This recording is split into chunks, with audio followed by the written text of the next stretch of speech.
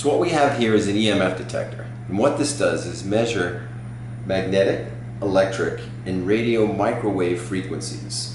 Essentially dangerous frequencies that are set off by electric devices that can cause sickness and disease, most especially like cancer. So we're going to measure a couple things in the kitchen. First thing we're going to measure is the microwave.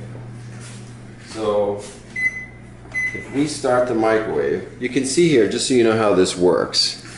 At first, the magnetic is the most dangerous, so that's what we're going to check. So we set it to 0 to 3. When you get to 3, that's the red zone. That's considered the most dangerous. Anything that has magnetic range of past 3 is considered very dangerous. Once it gets to 3, you go to the top range, and that goes from 3 to 100. But right since 3, that's considered very dangerous. So all this is dangerous. Obviously, the more close to 100 or better is the more dangerous. So we're going to start the microwave, see what happens. Okay, so immediately goes right to 3. So let's go to 0 to 100 range, and it's still way past 100. So obviously, the closer, the worse it is. So as we come further back, we'll see how far it stays past 100. This is considered extremely dangerous. Still is. As long as it's past 3, it's dangerous. We're all the way past there. Now getting closer, let's see when it stops. It's at 100. We're about 4.5 feet away right now. Immediately back to 0.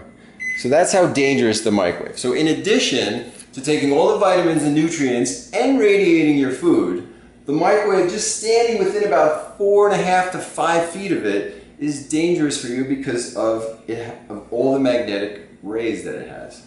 Now let's go see some other things in the kitchen. So we're going to leave the range on 0 to 100 just to see. This is a refrigerator. So we have a new one and an old one. We're going to see what happens. So putting against it, it's right at the danger line. It's right at 3. The freezer gets a little bit worse. Now we have an old one here, and it goes way up. So you can see the older models have a lot more magnetic frequencies. Now what's the point of knowing this about your refrigerator? Well, I want to show you something in the back. So if you go to the back of your refrigerator and you look, what happens is it immediately goes all the way up past 100, just like the microwave. Now what's the importance of knowing this?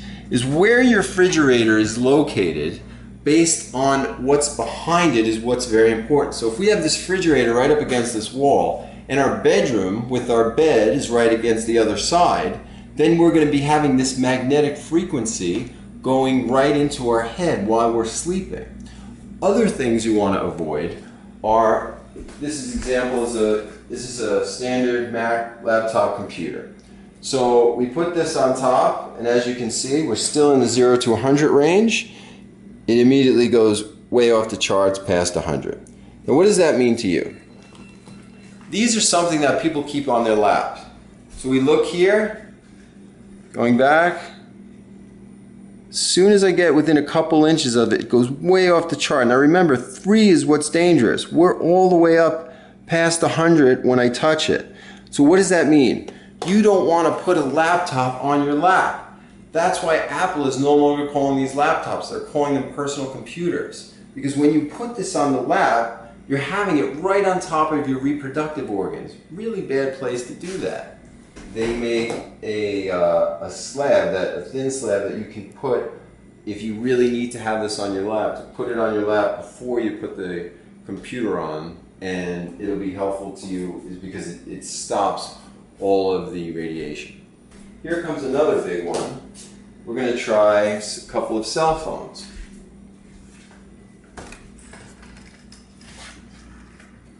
So this is a Apple iPhone 5. We're still on the 0 to 100 range. We just made a phone call, and look how bad it goes up.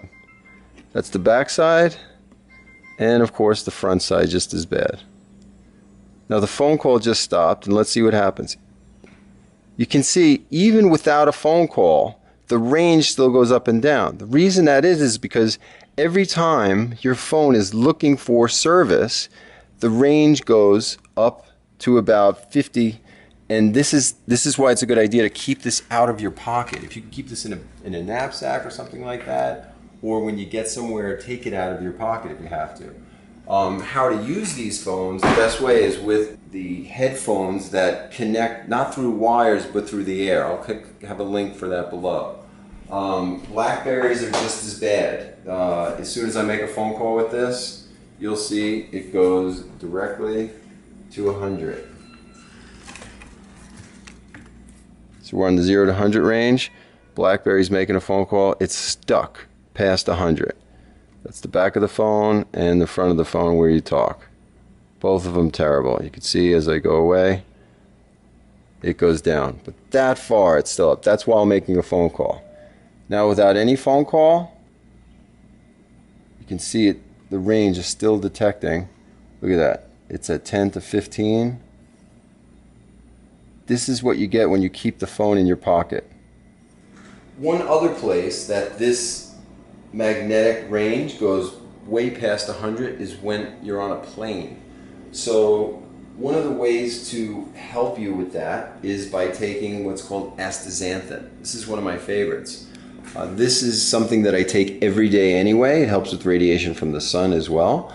The normal dose Dr. Mercola recommends is 4 to 12 milligrams. So I take one a day, but when I'm going on a plane, I take 3 of them, which gives you 12 milligrams. There's a lot more protection. But I've tried this when I'm on a plane, and in the 0 to 100 range, it is immediately pinned and for the entire flight. And that's based on being closer to the sun while you're in a big giant metal box, essentially. There's so much radiation that comes there. And if you look, you can do a Google search. Unfortunately, the people that work in airlines, whether it be pilots or flight attendants, they have a lot of problems with skin cancer, and that's exactly why.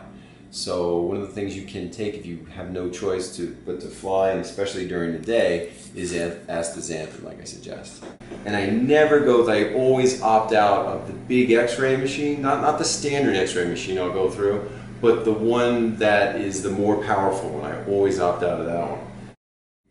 So I hope this is helpful to you and you think about this throughout your day in ways to avoid getting sick or lowering your immunity or getting terrible diseases like cancer. And more on this kind of thing can be found at my website, theartofunity.com. Good luck.